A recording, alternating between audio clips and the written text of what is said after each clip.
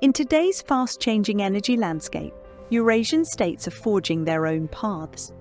Countries like Kazakhstan, Uzbekistan, Kyrgyzstan, Armenia, and many others are prioritizing energy security with pragmatic strategies, balancing fossil fuel reliance with nuclear and renewable energy ambitions. This session explores their resource base, coal, uranium, lithium, and critical minerals, and how these shape their energy decisions. We'll discuss Kazakhstan's energy quadrilemma, regional decarbonisation pathways, and the geopolitics of uranium supply. Additionally, we'll examine the rise of small modular reactors, new critical mineral strategies, and innovations like closed chemical cycles in uranium production. Join us to discover how Central Asia's evolving policies are reshaping energy security, decarbonisation, and extractive industries.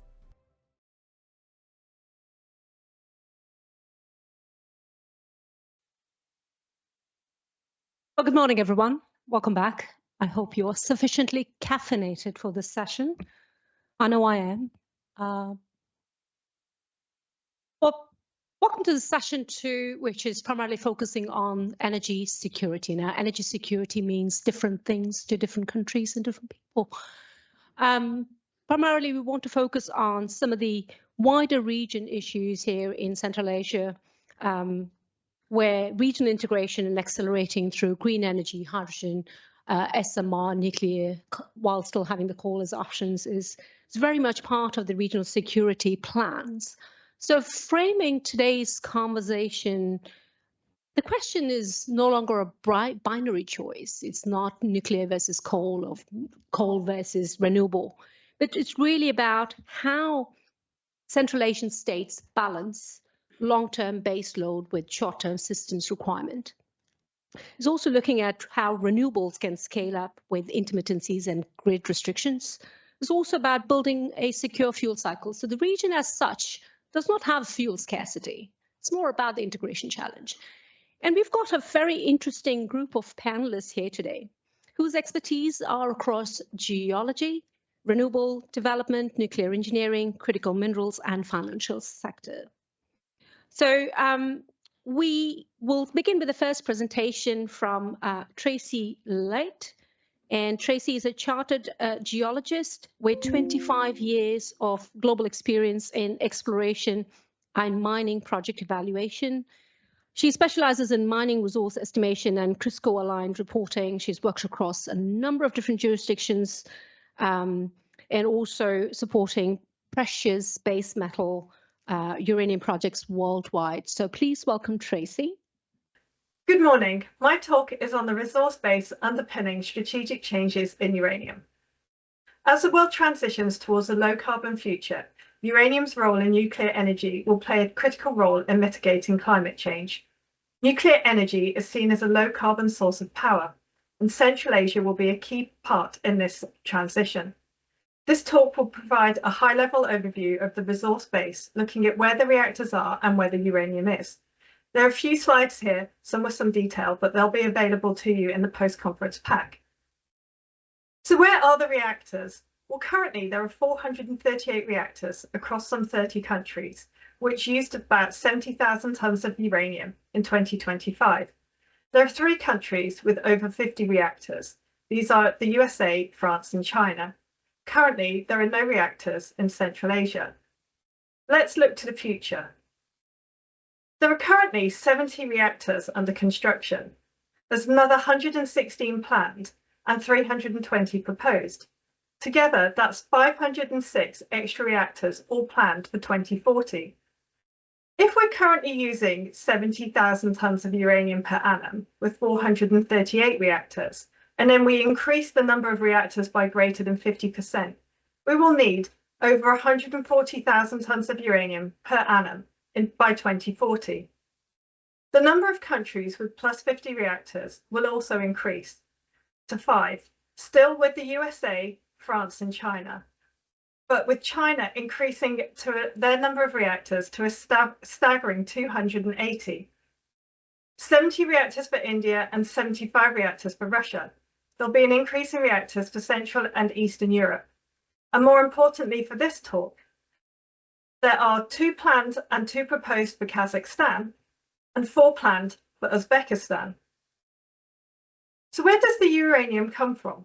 Well, currently it comes from 12 countries. They're the ones highlighted in green. They produced nearly 60,000 tonnes of uranium in 2024, with 86% of this coming from the top producers. These are highlighted in the lighter green. Kazakhstan is the top producer and has been since 2009. That's for the last 16 years. And Uzbekistan is ranked as number 5. Mining is predominantly from in situ leach, with open pit and underground, and also uranium is produced as a byproduct. Mining in Kazakhstan and Uzbekistan is through in situ leach. So let's have a look at the uranium resources. Well, currently the global resource base, the numbers are from 2023, and that's the most up-to-date global figures that we currently have. All countries in green are known to have uranium resources, and there's a total of 6 million tonnes of uranium as known resources in the measured, indicated and inferred categories, reported using a cutoff of $130 per kilogram. Australia has the largest resource base with 28% of global resources, followed by Kazakhstan with 14% and Canada with 10%. The slide shows only known resources. There will be more deposits out there yet to be explored to add to these numbers. So why don't we have more resources in more countries? Well, there's been a supply and demand issue for some time. With low prices, exploration has been depressed. The existing mine utilisation has been reduced and technological advances have slowed. There's been political issues at times and financial instability at others, and there's been a reluctance to develop the sector due to safety concerns. However, to develop what we need in the future, we will need more power. So do we need more though?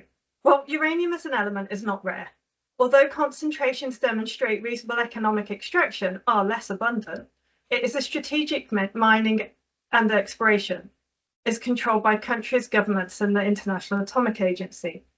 A conventional reactor uses about 27,000 tonnes of uranium per annum to produce 1,000 megawatts. Coal, on the other hand, is much less efficient than uranium and would take over 2.5 million tonnes to produce the same amount of megawatts. Currently, we have adequate uranium resources for 90 years if we use the 2025 demand based on the 438 reactors. However, we know that global nuclear power production could increase by greater than 50% by 2040. If by 2040, as suggested by the World Nuclear Association, 156,500 tonnes will be needed annually. So this will drop our resource base from 90 years to 40 years. There's then going to be rapid growth in the nuclear power generation, and annual global demand could exceed 250,000 tonnes of uranium by the end of the century. So uranium is going to play a big part in providing the power that we need. So more exploration in uranium is definitely required.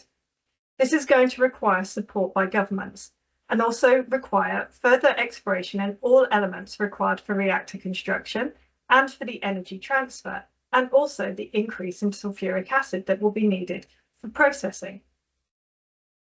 So how many more resources do we need? Well, that's a bit of a balancing act. We know there's a lack of investment in uranium exploration, and we also know there's a lack of investment in exploration technology. We do require further uranium, and we've seen that, but we also require more governmental support and perhaps to attract more juniors. They're more agile, they have different thresholds, and they have access to different funds and will be willing to take more risk. However, on the other hand, advanced nuclear reactors will be more efficient than the conventional reactors that we currently have. Additional recycling reprocessing of spent nuclear fuel from existing reactors could help our resource base by what's estimated to be around 30%. Other parts of the process will also become more efficient with better technology. We'll be able to reprocess tailings more efficiently. And also, maybe we'll be using thorium fuel fission reactors, and thorium is also quite abundant. But at the end of the day, we still need to explore for more and more uranium. So if we have a quick look at the Central Asia. So Kazakhstan, Uzbekistan, Kyrgyzstan and Tajikistan all have had an active uranium sector when part of the FSU. Currently, only Kazakhstan and Uzbekistan are mining and planning their own reactors. All have the correct agreements and protocols and treaties in place with the International Atomic Agency. And when part of the former Soviet Union, information was not shared globally on the uranium resources. But then this was the same as with other countries. Due to the strategic considerations of uranium, nobody really shared any information. Mining in Kazakhstan and Uzbekistan, as mentioned, is through in situ leach, and it uses more sulfuric acid than Australia due to the geochemistry and the processing. Major global producers are involved in Kazakhstan and have agreements with state companies. They are both involved in the production and the exploration, and there is very little exploration by junior companies for uranium. So if we have a look at Kazakhstan, currently mining is from sandstone roll fronts. Kazakhstan has agreements with many countries and supplies them with uranium. Kazakhstan has a green economy agenda and wants to have 50% renewable and alternative energy by 2025, with 1.5 gigawatts from nuclear by 2030, increasing this to 2 gigawatts by 2050. They want to reduce their reliance on coal and natural gas. Exploration is typically the confirmation of known deposits. There's very little greenfield exploration, and the money spent on exploration by the state is unknown. Again, with Uzbekistan, mining is from sandstone roll-front deposits. Uzbekistan has agreements with many countries and supplies them with uranium. Uzbekistan also has a plan for their 4 reactors as part of their commitment to lower reliance on natural gas and coal, and they want 15% of their energy from nuclear. Exploration expenditure in Uzbekistan tripled from 2020 to 2023. How much of that was for greenfield exploration is unknown, and it's thought that exploration is, again, as it is in Kazakhstan, typically the confirmation of known deposits. Domestic use is planned for both Kazakhstan and Uzbekistan, with them planning both their own reactors. Therefore, more uranium will be required to honour the agreements with other countries and supply their own domestic market. If we take a look at Tajikistan and Kyrgyzstan very quickly, there is no imminent plan for reactors or for mining in these countries. There has been, however, some remediation of uranium waste tailings done more recently. So to conclude, whilst global resources are healthy, there is a need for more, and we need to look to governments to allow for further exploration and to support juniors. Juniors, mid-tiers and majors together help create a healthy sector. Juniors allow for more sharing of exploration technology and disseminate research and learning, and are more willing to do joint ventures and do deals. If we remember back to one of the earlier slides, Australia has 28% of the known resources and has a junior sector, as does Canada. There are some foreign companies exploring for other minerals in Central Asia, and a few juniors such as Aris, Pallas and East Star in Kazakhstan. And there's also Laramide, a junior looking for uranium, who are looking in Kazakhstan. For Central Asia, it would be nice to have more of a junior sector for uranium, especially, and bringing in foreign junior companies. However, it's not known if this will happen, and the domination of the major and state entities may not allow for this to happen so easily. However, what is needed is more exploration, with more greenfield exploration and more support both financially and from governments. Thank you. Thank you, Tracy. Thank you for highlighting resource orientation, and especially I always felt that when it comes to uranium mining, it's not so much about the ore, but it's also about the rest of the process around fabrication, conversion, and so on. And that's where things become more tricky as well. So it'd be really good to see that. Oh, brilliant. Okay, so I will introduce our next speaker, and we will follow the same theme as Tracy has set us on. And our next speaker will cover the energy quadrilemma. I'm sure most of you are familiar with the energy trilemma. We're going to talk about the quadrilemma, balancing cost, carbon security, and water in Kazakhstan's transition. And to talk about this with us is Nicholas Pomeroy, who is joining us online. Nicholas was supposed to be with us this morning, but unfortunately, due to various reasons, he is joining us remotely. Nicholas Pomeroy is a senior energy executive and strategic advisor with over 2 decades of leadership across Kazakhstan and Central Asia's oil and gas and emerging hydrogen sectors.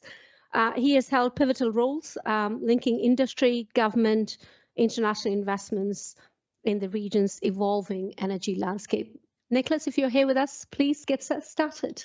Over to you. I am here. Good morning, everybody.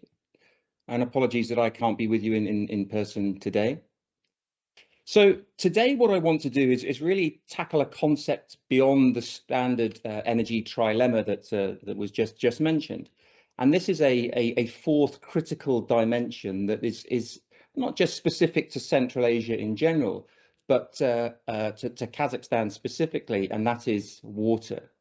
So this is what I'm terming the Kazakh energy quadrilemma, and really understanding how these 4 elements of cost, carbon, security and water interlock with each other is really essential for anybody who's analysing the region, understanding the region and investing in the region. So if we can go back to the second slide, please. Fantastic, thank you. So what I want to do first is really set the scene on Kazakhstan and look at the energy sector holistically rather than specifically to mining or oil and gas, etc. And for me, in the last 20, 30 years, Kazakhstan's energy evolution has really moved through 3 distinct, rapidly accelerating phases, which will explain some of the thought process as well that's happening in today's economy. The first phase is really post-Soviet era and when Kazakhstan became a republic, and that's really defined by large-scale Western investment. And this was the period immediately following the Soviet collapse. And we were looking for stability in the country. And we saw massive foreign direct investment, primarily in Western Kazakhstan in the oil sector. Big international oil companies such as Chevron, Total, Shell, ExxonMobil, all were investing heavily in West Kazakhstan's oil sector.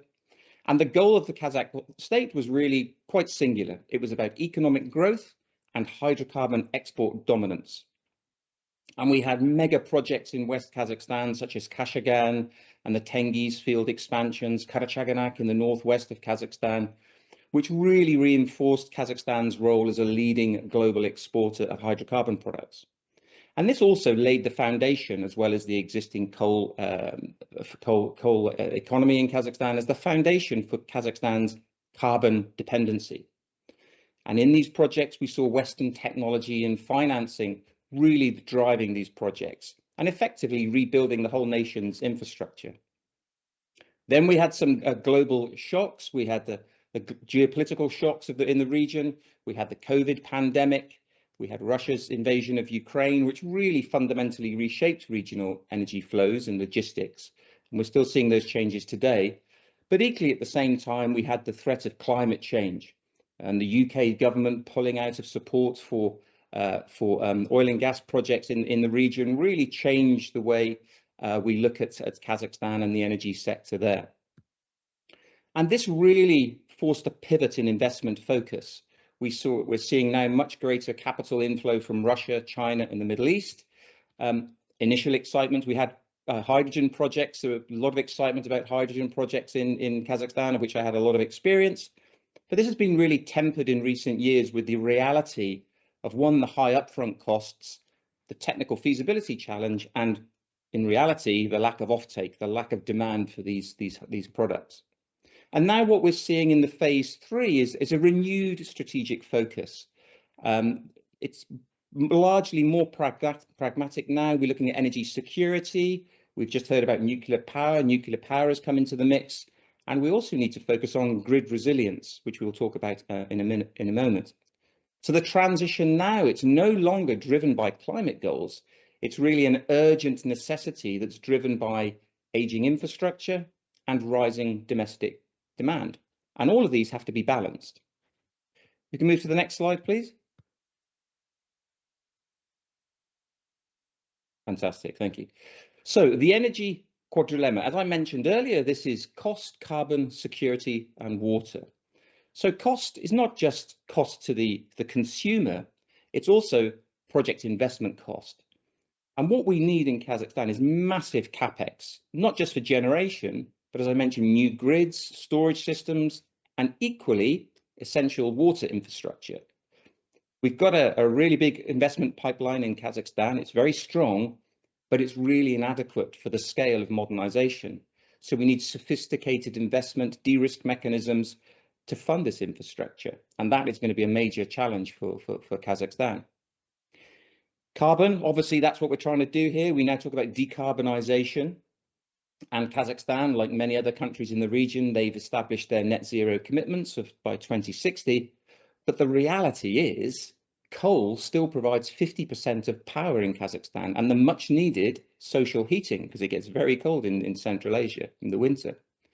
So economic necessity and social factors mean that we can't just simply switch off and decarbonise overnight. And managing the downscaling of the coal economy without destabilising the energy system is a multi-decade long balancing act, and it's not an easy solution. There's no easy solution. Security as well is a really important factor. Kazakhstan's in a fantastic location, but it's quite challenging with Russia and to the north and China to the east, so it's a little bit exposed. And as a major exporter, Kazakhstan relies heavily on export transit infrastructure through other countries, through other states. And for our clean energy build-outs, we need to rely on imported technology. Nothing's manufactured in Kazakhstan, it's all imported. And so we need to develop supply chains. And this necessitates really a strategic effort to diversify our export routes, as we're seeing now currently with the middle corridor that I'm sure most of you are aware of.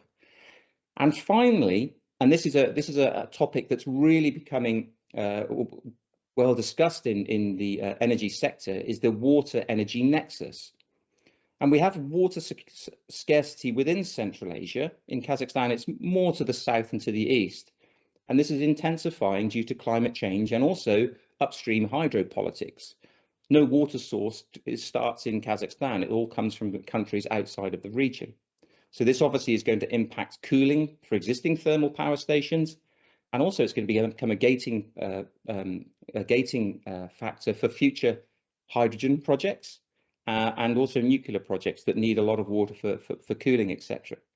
So project viability needs to include a really robust stress assessment of water, and we've seen the governments in Kazakhstan realise this in recent years due to the formation of the Water Resources Ministry. One other point that I would add to this that is outside the quadrilemma, but really important. There is, and probably this has come from the oil and gas sector, there is a real drive to export all of the products in Kazakhstan, export oil, export gas, export minerals, and also export clean energy. But this is, in my opinion, this is wrong. The infrastructure to do this export is extremely expensive, and we must lead with domestic decarbonisation and transition. We can't afford to prioritise multi-billion-dollar export mega projects and let the core infrastructure, such as the grid and water infrastructure, wait. So domestic decarbonisation is crucial. Next slide, please. Fantastic. So the reality today, so the investment needs, they're structural, it's not superficial, and this really reflects the system stress that we have in the region. As I think everybody knows, and as we said earlier, coal provides the base of the bulk of the base load in Kazakhstan. There's a natural gas is expanding, but there is a domestic demand as well, and a lot of the export of gas has been cancelled post 2030.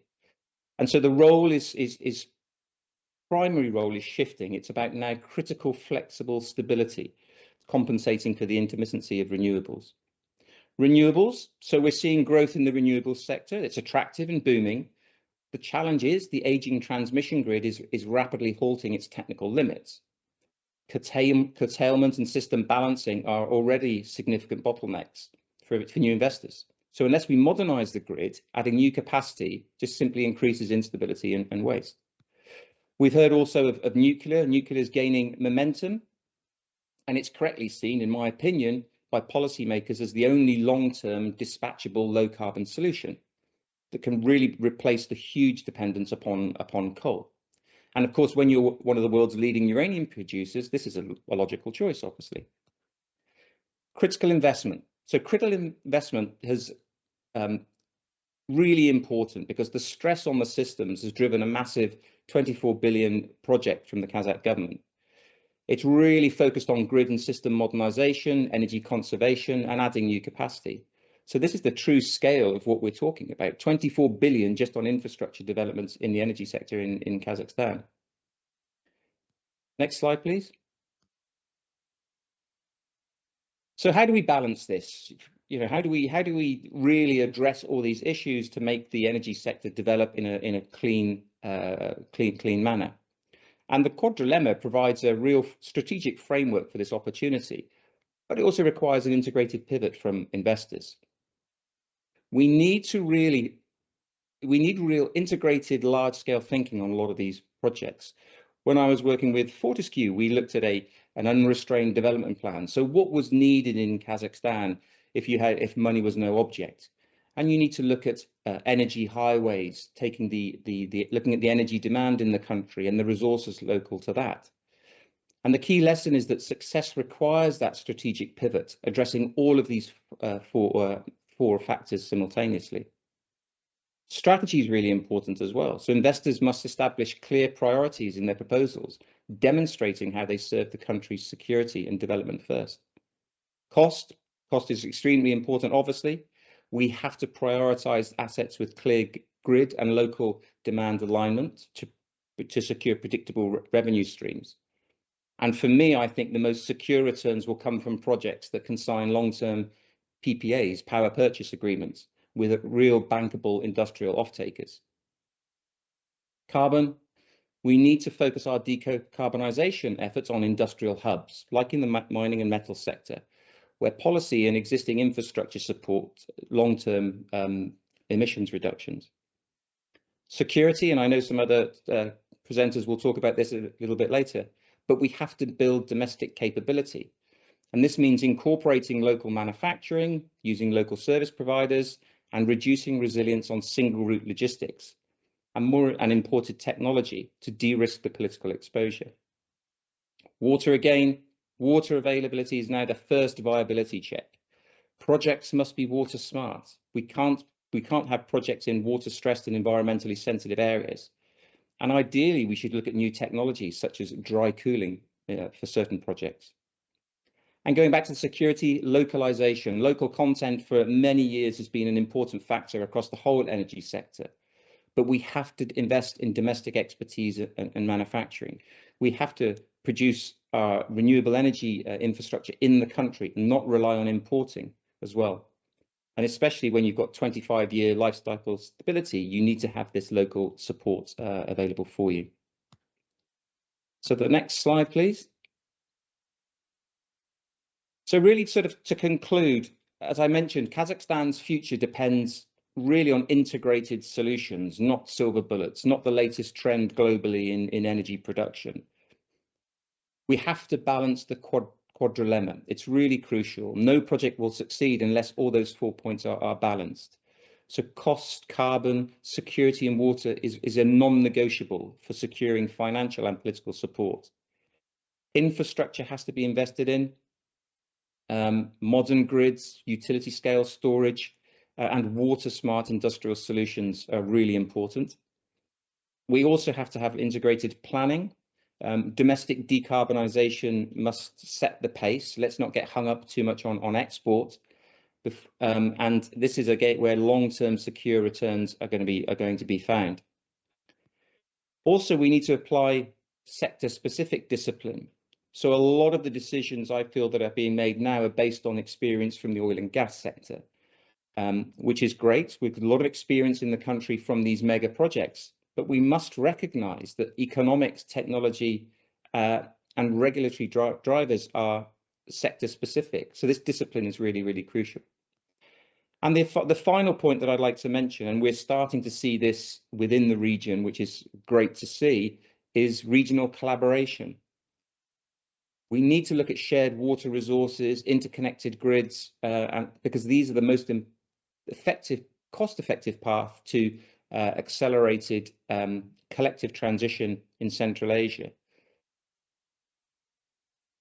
So really, I think what you can see, and I hope that I've put it across to you today, is that Kazakhstan offers immense potential. Some of the energy potential in the country is huge, but it's only really for investors who understand the complexities and the nuances that we have within the region.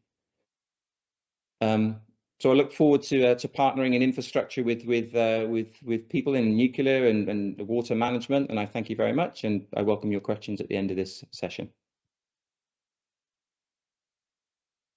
Thank you. Thank you, Nicholas.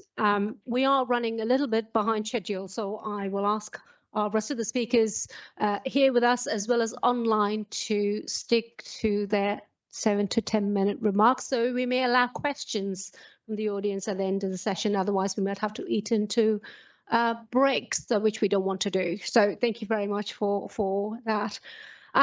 I think Nicholas had a very interesting background on the water and very interesting take on the quadrilemma as well. Not the quadrilemma and the trilemma that we knew of, but a very interesting take. We will move back on one of those quadrilemmas, and we have Veronika Krakovic, who will talk to us about decarbonisation and renewable scale. Veronika Krakovic is an Associate Director and Regional Head for Energy for Eurasia and Sustainable Infrastructure Group at EBRD. Veronika, all yours.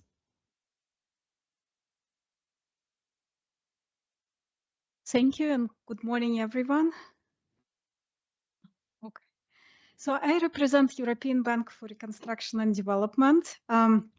It's a multilateral development bank, and which is owned by 77 national governments, as well as the European Union and European Investment Bank. So the bank was established in 1991, and it's a AAA rated bank with a capital base of 34 billion euros. Since 1991, the bank invested over 214 billion euro in more than 7,000 projects. So what do we offer as an institution? So first of all, we offer very strong local presence. We have representative offices in all countries we operate. So in total in 36 economies. We couple investments, which is both debt and equity investments, and both private and sovereign debt, with supporting legal and regulatory developments in the countries. So we support capacity building with our clients in the areas they are interested in, and we support regulatory changes, basically support the governments with introducing new regulations. And we offer local currency financing and syndication.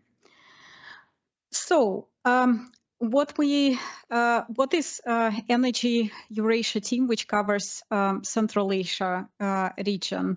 So we invested more than 9 billion euros in more than 190 projects, and our key focus is investing in renewable energy and conventional generation as well, and importantly into supporting development of the grids. So when you look into the map of Central Asia, so it's very interesting how the resource potential is differentiated between the countries, and the objectives, and that impacts the objectives that the countries have. So Tajikistan and Kyrgyz Republic, they have power sector dominated by hydropower, and that's why they are exploring as a starting point, increasing their hydropower. And they are very interested in exporting that hydropower into the neighboring countries, and that give rise to regional cooperation, which is in the region, but also beyond the region itself. For instance, the bank financed CAS 1000 project, which once completed will allow for export of hydropower electricity to Pakistan. And other countries such as Uzbekistan, Kazakhstan, and Mongolia, they have lots of fossil fuel resources, and historically the power systems were dominated by fossil fuels. But at the same time, for instance, Mongolia and Uzbekistan, they are facing huge unmet demand for electricity, and all of these countries made the decision to attract foreign direct investments through investments in renewable energy. So in total, we financed more than 4 billion euros of projects and more than 100 projects in total, and that allowed for 9 gigawatt of renewable energy capacity. So specifically in Uzbekistan, we financed 4 gigawatt of renewable energy, and in Kazakhstan, more than 700 megawatt of renewable energy. Of course, these investments are impossible without investment into the grid. So part of the work we do is basically supporting strengthening the grid, and it includes introducing new technologies, such as battery energy and storage solutions. We have recently signed a very large renewable and storage development in Uzbekistan. It's 1 gigawatt of solar coupled with significant batteries. And in both Uzbekistan and Kazakhstan, we supported introducing renewable energy auctions and development of low carbon pathways, and also development of renewable energy law in Kazakhstan and the new electricity law in Uzbekistan. A specific program we have to support auctions is called Energy Market Accelerator, and it has already leveraged 10 gigawatt of renewable energy solutions. Specifically in Uzbekistan, we supported 2 wind auctions, one with a storage, and 2 wind auctions in Kazakhstan. And we supported all of the other countries in the region to do regulatory review to understand how they attract private renewables in Kyrgyz Republic and Tajikistan, and how can they launch competitive auctions in Mongolia. And one specific project I wanted to speak about is the first hydrogen, green hydrogen project that we financed. It's a project that was developed by international developer Aqua Power, together with Uzbekistan, a local ammonia producer in Uzbekistan. And that's the first green hydrogen project in Uzbekistan. It's a 20 megawatt electrolyzer where electricity comes from a 52 megawatt wind power plant. And it's been very successful, attracted a lot of attention, and we hope that it will only serve as a pilot for larger hydrogen development to come. And it's a good pilot to show how hard-to-abate sectors can be decarbonized. So to conclude, all of the countries are looking to attract foreign direct investments through renewable energy generation. And renewable energy generation, given the level of costs have significantly decreased in the past 10-15 years, making solar and wind power really affordable. And it's a recognized way of basically avoiding supply-demand gap, and also allowing for a better use of gas rather than using it for power generation, which is sometimes subsidized. Thank you.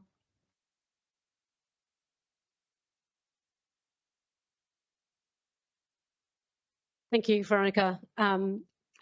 We'll move on to our remote speaker for our next session, Amanzol Yilmazov, who's joining us online. He will be talking about Kazakhstan's dual role in global uranium supply chain.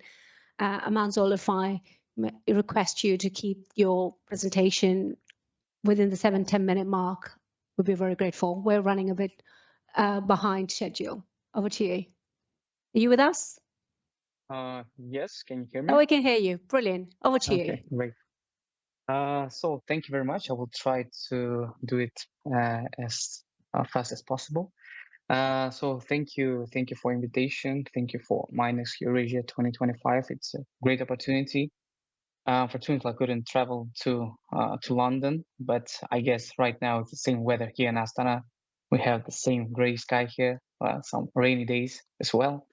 But yeah, so we'll start actually my speech with the climate change here. So very interesting time that we have right now in even Astana, right? So that usually in this time of the winter we have already kind of minus 15 degrees and 1 meter of snow, but right now it's kind of hot, like 2 or 3 degrees Celsius. So kind of climate change, I would say, that even touched our Central Asian country. But anyways, yeah, my speech will be focused in very important topic about the dual role of Kazakhstan right now that could be a real game changer, I guess. And for the especially decarbonization program as a part of the big journey, big program that we joined. I think we play a very important role here. Thanks for previous speakers showing very interesting presentations with very important data. So I will not repeat the same facts, but just slightly will refresh. So the uranium mining sector of Kazakhstan is one of the, let's say, important sections of mining. Yeah, as well known, Kazakhstan is 40% of the uranium production of the world. So you can theoretically calculate that every fourth or maybe even third nuclear power plant is sourced by Kazakh uranium, right? And in this context, Kazakhstan plays very important role, and even for the future, having this big program of nuclear, let's say, second renaissance, where more and more countries are joining this source of electricity, and I think it's a right decision having such a stable, let's say, energy source of energy in this area will play a very crucial role. And if we talk about the context in Kazakhstan about the decarbonization, actually we made some very important decisions. So as previous colleague from EBRD have shown that we are right now developing some big projects in renewables, with big companies like Aqua, etc. But the other thing that we have faced here is the basic sustainable generation of the electricity. Renewable are good to resolve some, let's say, local challenges, but the basic generation, the main source should be ready for this fast-growing economy, especially in the south of Kazakhstan, one of the biggest region. And that's why the decision was made to build a new nuclear power plant there in the south. And in this context, I think Kazakhstan is going on the right way, joining the decarbonization strategy through the nuclear power. And not only about the big reactors, but also the small modular reactors is something that should be, I think, developed in the future as well. Right now, Kazakhstan joined the classical large reactors, but the SMR will be a good and maybe in the future some right solution to solve some local, let's say, issues changing from the carbon facilities to nuclear power plants. And in general, so the challenges that we have right now to have more and more nuclear power here, like SMR, for example, is a regulatory let's say, framework landscape here that we have. It should be applied with the new standards. It should be, let's say, transformed, right, and somehow updated.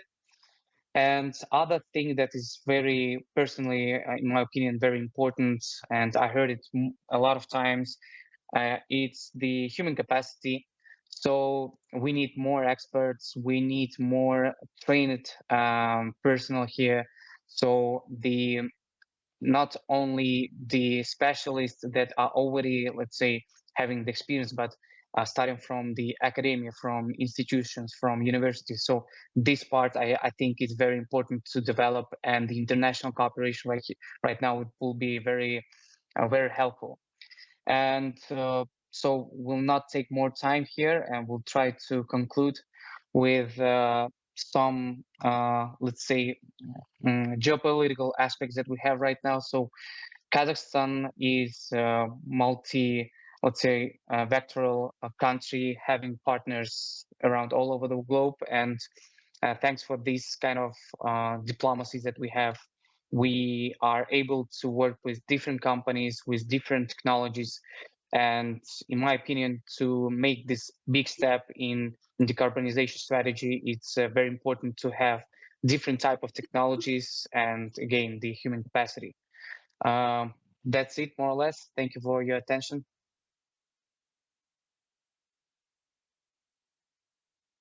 Thank you, Abazol. Thank you. If you could just stay with us, we'll try and see if we can get to a Q&A at the end of all of this, but we've got our next presenter. You touched on Kazakhstan dual role and also talked about SMR. So that's clearly what our next speaker will focus on, is developing the nuclear energy in Central Asia's SMR capacity. So please welcome Dr. Dinara Ermakova, who is the Strategy and Innovation Specialist at a leading SMR developer. She has a PhD in nuclear engineering. No. Thank you for having me here. So Amanjol and Nicholas have given a very good satellite overview of nuclear. And here I'm going to focus a little bit more on SMRs, because I know some people still question the role of SMR. Do we need it if we already have large-scale reactors? And here I'm going to start with overview. When SMRs becoming more important is when we talk about the industry. And in the United States, now is a recent trend is powering AI with nuclear. So there have been several agreements throughout the last year, throughout this year, and I'm part of one of the SMR companies here listed. And so the trend is very clear. The data centers need a lot of 24/7 clean baseload power, and that's possible with nuclear. By 2030, we're already expecting global data center power demand to increase by another 120 gigawatt. And so the constraint is clear. We need a 24/7 power supply. So why SMR fits in the AI era? And why do we even talk about AI? I'll cover in the next slide, but here we talk about nuclear capacity factor. It works really 24/7 compared to other renewables and, well, other clean energy sources, which have to balance the intermittency. And we know that's a challenge when we try to decarbonize the grid. At the same time, we also have to think about the growing demand, where we need to add the capacity, not only decarbonize, but add more. So another factor is very long lifespan of nuclear in general. Usually we talk about 60, 80, and now in the United States, we're looking into 100-year expansion of the lifetime of nuclear. Another factor is modularity. So that's another very attractive topic on SMR is the size. As the data centers or other industrial projects do not grow as a large project right away, they need more modularity in terms of the capacity. So you add 80 megawatts, then add another 80 in 5 years, and so on and so forth. That gives a lot of flexibility in terms of how you finance this kind of projects and how do you site the project. and the flexibility with modern advanced reactor technologies when you have a higher scale between the lower and higher temperatures. So you have higher operating temperature, which allows you to power other industries. So the example I wanted to bring up is UAE model.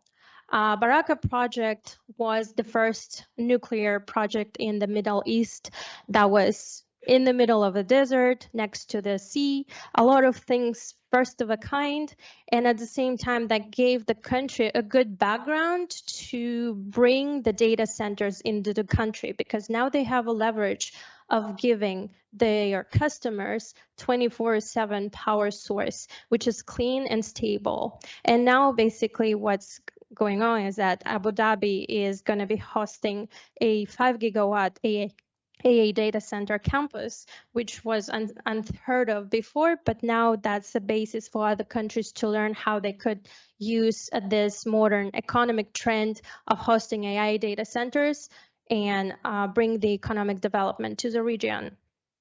So Kazakhstan could use the same model to power future AI centers by hosting the small modular reactors and data centers, which is in horizon of the next 10 years when SMRs will be available and hopefully will bring down the cost, which is another important topic. So why do we talk about Kazakhstan? And specifically about Kazakhstan is that we have, as Nicholas mentioned, a lot of our power coming from coal and the infrastructure already aging. So we're not only talking about adding the capacity, we already have to think how do we replace aging assets which have been built around 50 years ago.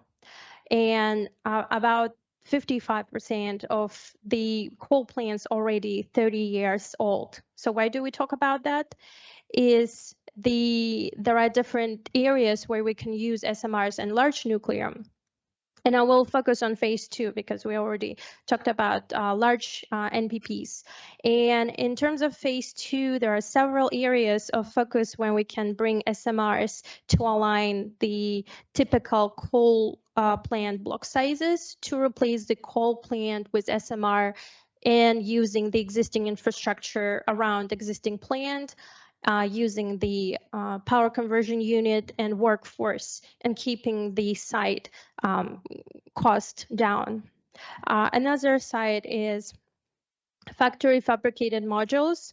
So with SMR, that's another reality. And at the same time, I see nuclear as a catalyzer for local industry development. So we're not only talking about bringing the power, but at the same time, bringing the industries that before were not hosted in the country. And another topic is SMR for desalination. It's not a new concept for Kazakhstan. We used to have a nuclear plant, first of a kind, with fast breeder reactor near Aktau that provided desalinated fresh water and at the same time powered the region, bringing a lot of workforce to the area and the business. Unfortunately, that site is no longer operating on nuclear, but at the same time, there is a potential to use that concept of putting SMR instead of the old power source. And at the same time, that solves a lot of issues with the fresh water that were brought up earlier when we talked about the energy trilemma. So with that in mind, I think I gave you the overview what we're talking about when we bring up the SMR. So yeah, if you have any questions, happy to discuss.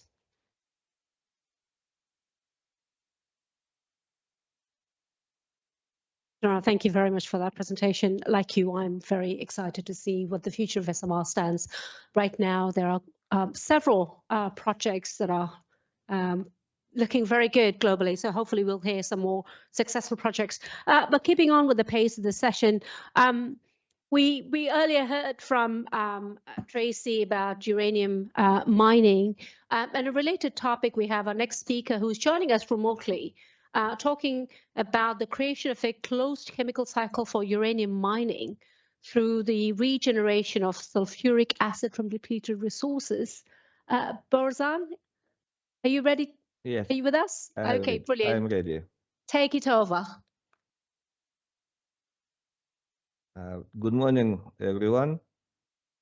My presentation is about closed chemical cycles for uranium mining. I wait the presentation.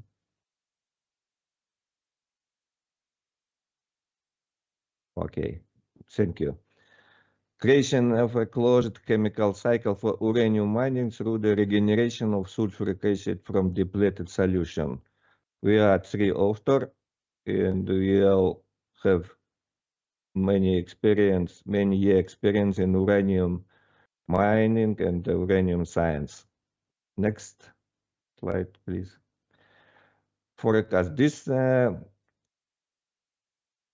known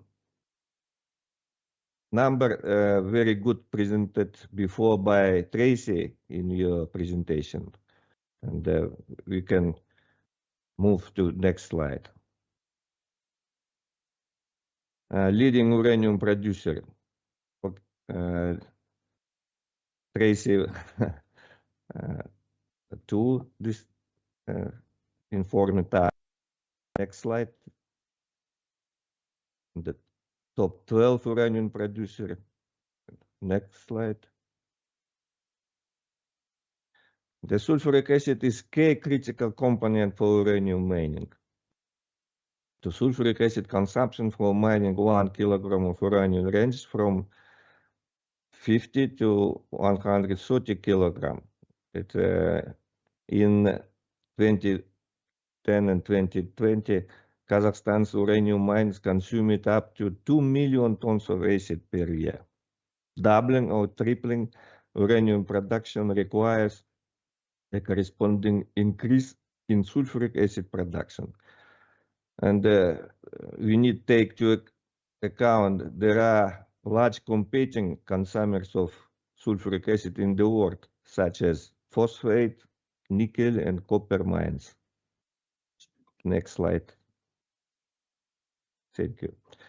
Possible solution for sulfuric acid production and mining processes in the future. First, the trivial solution is to increase the number and capacity of sulfuric acid plants. The solution with high cost and low reliability. And the innovative sustainable solution, uranium mines transition to using primarily their own regenerated sulfuric acid.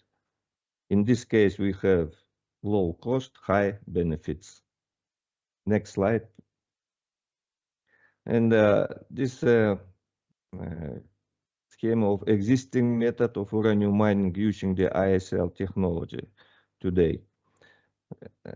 Main two parts, left side sulfuric acid plant and the right side uranium mine. In Kazakhstan, we have sulfuric acid from 4 plant and we uranium mines.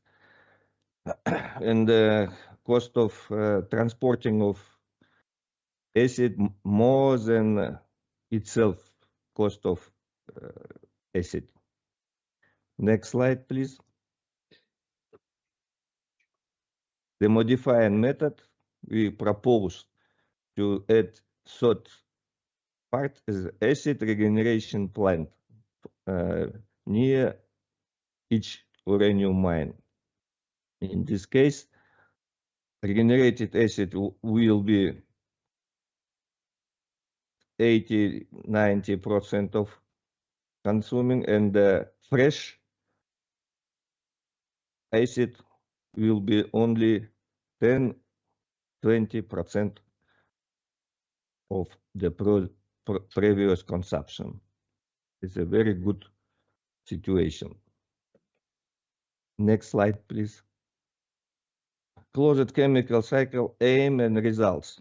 Aim to radically improve the economic and environmental performance of the mine and ensure the sustainability of the uranium industry for long-term periods. Results. 3 results. First, significant reduction in the cost of the product due to the return 20% of consumed sulfuric acid to the production cycle. Second, significant intensification of the ISL process due to the demineralization of the leaching solutions.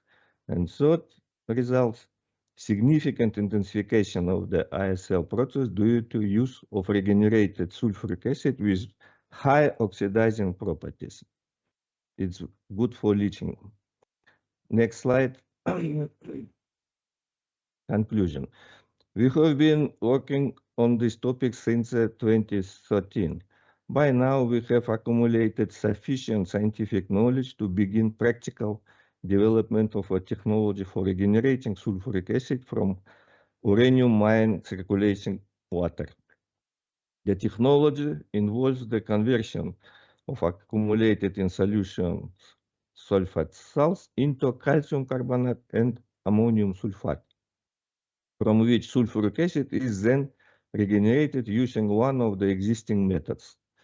Given the importance of this issue for the nuclear industry worldwide, the authors invite interested investors and partners to collaborate. Thank you for your attention.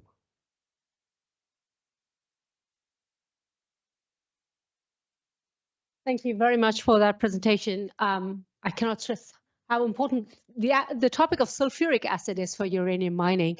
In 2024, Kazakhstan had lowered its forecast because of the lack of supply for sulfuric acid, and they're building their own plants. So that's how important this topic is. Thank you for making such a technical topic very interesting for our audience. We will move on to our last presentation, and please join me welcoming Benjamin Goodwin, partner at PRISM. Benjamin is a leading Eurasia-focused advisor for corporate and banking clients. He's here to talk to us about a similar theme, balancing energy and critical mineral policies in Central Asia. Benjamin, come over and share with us your thoughts.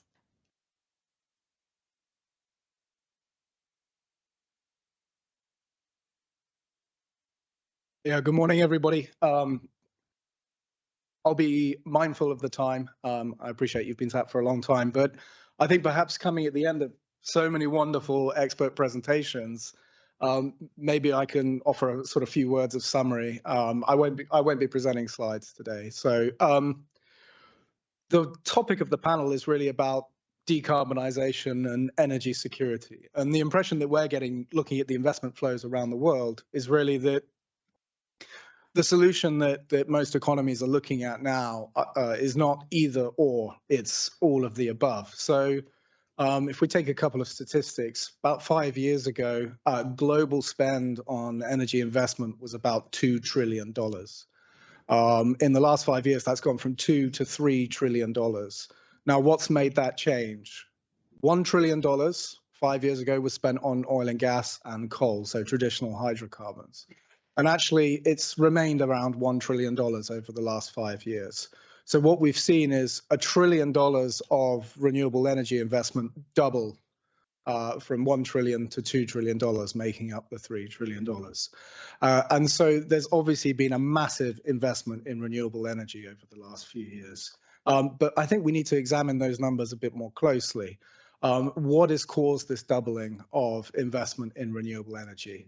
The first thing to say is obviously the energy transition. We're 10 years out from the Paris Climate Accord, but also we've seen huge stimulus go into the economies, particularly in the United States and China over the last 5 years.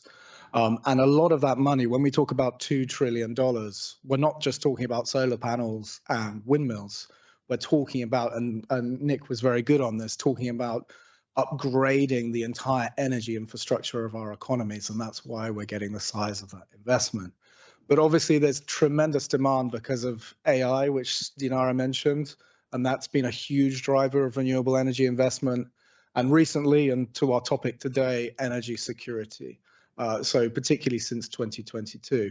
One particularly interesting statistic that I always bear in mind is that 70% of all new investment in renewable energy comes from countries which are net fossil fuel importers, i.e., if you depend on imports of fossil fuels to maintain your economy, you are spending the most on renewable energy investment. And that is China, That's the majority of that investment, obviously, but also the European Union for obvious reasons since 2022. But I want to make the point that it's not simply a straightforward energy transition. We are seeing an all of the above approach. So going back to China, this year China intends to install about 200 to 300 gigawatts of renewable energy capacity, 200 to 300 gigawatts. I still can't get my head around that, the size of that. But also we've seen this year an unprecedented number of approvals for coal plant construction. So China is ramping up not only renewable energy, but coal power.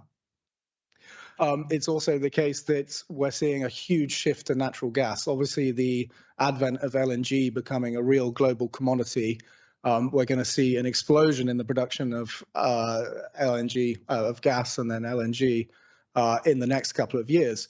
The industry expects actually overcapacity in gas production over the next 2 years, but then things are going to catch up so quickly that there will be a shortage of gas again towards the end of this decade. So, and a lot of that is driven, actually by the technology sector now. So the tech industry was initially looking at solar and wind and to power that. Now they're looking at gas. The number of gas turbines that are being ordered across the world has gone up significantly. And to sort of some of the panel's points here today, we've also seen a 50% increase in investment in nuclear power. So let's maybe take this to Central Asia. We traditionally think, as Nick pointed out, of Central Asia as a traditional exporter of hydrocarbons. Azerbaijan, Kazakhstan, Turkmenistan have been very reliable exporters of hydrocarbons. But these countries have also not missed the fact that there's been a doubling of investment in new clean energy technologies. And they have really built their sort of investment portfolios around trying to attract some of this wave of investment. I think perhaps Uzbekistan has been the most successful over the last few years at getting new energy projects online, about 4 to 5 gigawatts over the last 5 to 10 years. And so now renewable energy powers about 20% of the Uzbek economy. We've also seen, obviously, these countries develop net zero targets, net zero strategies as a way of attracting this investment. Nick sort of pointed out, and I sort of agree with this, a lot of these countries, particularly Azerbaijan and Kazakhstan, have looked to kind of replicate their roles as a sort of reliable hydrocarbon exporter, particularly to Europe. Azerbaijan is looking at expanding the Southern Gas Corridor, for example, and Kazakhstan and Azerbaijan are engaging in various sort of mega projects to export electricity or even, as Nick pointed out, hydrogen. I rather agree with Nick that the focus should be on the domestic economy, and Uzbekistan has really shown the lead on that front. But I'll just sort of finish by saying that, talking about energy security, Central Asia also faces tremendous energy security risks that we need to be thinking about. Nick highlighted the issue with water. That is absolutely critical, particularly for Kazakhstan. But we've seen over the weekend, for example, in terms of energy security, we've seen another Ukrainian strike, for example, on infrastructure in the Black Sea against the Caspian Pipeline Consortium, which 80% of Kazakhstani oil and gas exports flow through. So obviously, if that infrastructure is subjected to more strikes, that could create serious difficulties for a country like Kazakhstan. We see in terms of exports, obviously Turkmenistan is a huge exporter of gas, but Turkmenistan is facing increasing competition, both from LNG, the price of which is falling very dramatically, and given this oversupply that's coming, that will fall even further. But it's also facing competition from Russian gas, which has been, traditionally sent to Europe, but now is being exported to China, which is Turkmenistan's key export destination. So Turkmenistan is actively trying to get its gas southwards to India and Pakistan. But obviously geopolitical issues there, both stability in Afghanistan and relations between Pakistan and India are a real challenge. So we're actually quite optimistic that there could be some movement on gas traveling across the Caspian Sea for the first time. And talking about oil, the energy ministry in Kazakhstan said we really need to ramp up our movements on diversifying oil exports. And certainly within the bowels of the Kazakh government, there seem to be more and more plans being made about a Trans-Caspian oil pipeline. So these are speculative projects, but I think given the geopolitical situation, they're being given a second look. So I'll leave it there for now. I think we should open the floor to questions, right, Kritika? But happy to answer any of your questions about some of the issues in the region. Thank you very much. Thank you, Benjamin. I agree with you. I think we should open the floor for some questions.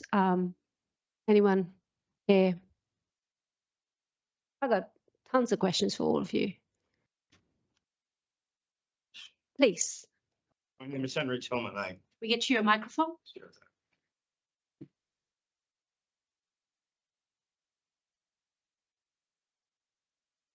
My name is Henry Tillman. I'm a specialist in nuclear. So I have a couple of questions on your presentations. Thank you. On SMRs, as you probably know, the timeline's much longer than you sort of intimated. You might talk about that. And then I'm a specialist in thorium. Would you please share a bit more about thorium? Because there's lots about me talking about thorium. Can you do that, please?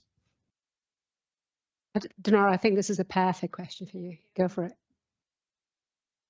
It does it work? Okay, Andrew, thank you for the question. First, as I mentioned in the presentation, the timeline I was mentioning is 2035, because yes. In United States, the first of a kind being currently built and reaching criticality in the next 2 years. And then the next fleet of SMRs are expected to be built by 2035. That's a date for several SMR companies. When it comes worldwide, China already has one. Russia has a couple of, and 26. Yeah. 26. Yes.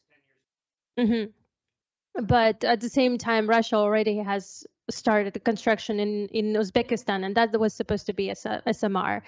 And the academic Lomonosov is an SMR. So the concept is very old. All the nuclear submarines are SMRs technically. But when we talk about putting them on the land, this is where we see a lot of siting issues. Yes, a lot of the construction issues and supply chain. So if there is enough will and support from the financing side, from the government side, of course, things could be accelerated manyfold, and I think China would be the first to show how to do that. Thorium? On the thorium, again, it depends on where do we build, right? China already has built, well, we cannot fully tell it's thorium because it's fraction of a thorium small in the fuel. But there are areas like in India where the abundancy of thorium explains why they have interest in the area. I personally don't know if in the United States we have as much thorium to pursue the idea. So it depends geographically. But of course, the more technologies we have, the more efficiency we can squeeze out of nuclear. Any technology need to be on the market. The market is so huge. Hope I answered partially the question. Thank you for that question. Very interesting on the thorium as well. Do we have any other questions from the audience? If not, Benjamin, I think you circled around, some of the comments, and I think Nicholas, this is for you as well, if you're still with us. Looking across the Eurasian region, what is the single most underestimated geopolitical / threat or challenge, and I say threat / challenge, that could derail this whole energy transition, beyond the fact that most of these countries in Central Asia have a multi-vector foreign policy, which is a great advantage. But where do you see beyond the obvious? And Nicholas, please feel free to come in as well. But Benjamin, please go ahead.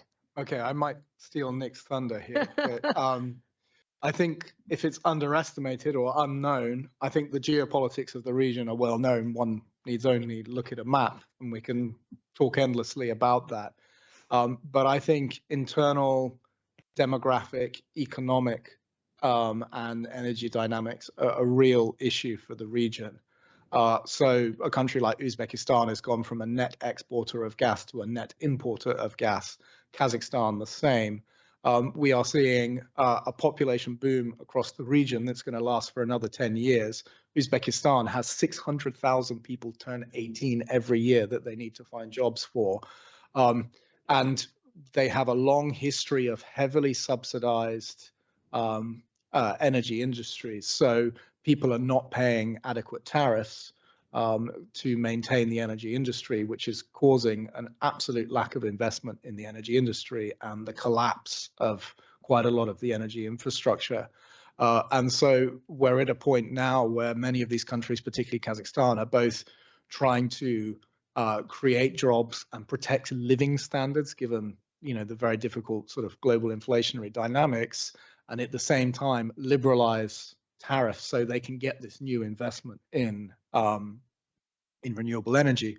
One of the reasons that Kazakhstan has been slightly less successful in building new energy projects recently, particularly renewable energy, is that the tariffs are just not satisfactory, and the country cannot afford to install these big 1 gigawatt projects at the tariffs that investors are demanding. And so every year this sort of ratchets up. Uzbekistan were already having brownouts and blackouts, and Kazakhstan has had also similar blackouts over the last few years. So there's a whole, when we talk about energy, we talk about tariffs, but there's a whole social, economic dynamic to all of this that I think we need to be aware of. Turkmenistan, its gas exports, which are critical for its economy, are collapsing. And the last time that happened in 2020, when China stopped importing Turkmen gas, they were the first sort of mass protests in Turkmenistan ever seen in the country. So energy is so closely linked to these socio-economic dynamics, I think. Thank you. And I think, Nicholas, if you'd like to come in, and before you come in, just an added caveat for you is also, you talked about water. I think water is a very contentious issue in the region, and it's very politically contested. A lot of hydro projects in the region. There's also growth of SMR. Can you see the correlation? Can you connect the dots on the hydro water issue and the growth of SMR in the region? Yeah, well, I mean, personally, I'm not a nuclear expert, but I mean, I know that SMR technology is a long way off, to be quite honest. I think the challenges initially lie with the conventional nuclear. Obviously, we know that Rosatom are looking at building a plant in the Balkhash region, on the lake, on the shores, of Lake Balkhash. So that is the initial challenge. And then we have the 2 Chinese plants that are being considered for Western Kazakhstan. But I think that I think that in terms of SMR technology, that's probably a long way off. If I can just touch on what Ben said, I mean, I totally agree with everything that Ben mentioned as well. But also, I think we need to see a lot more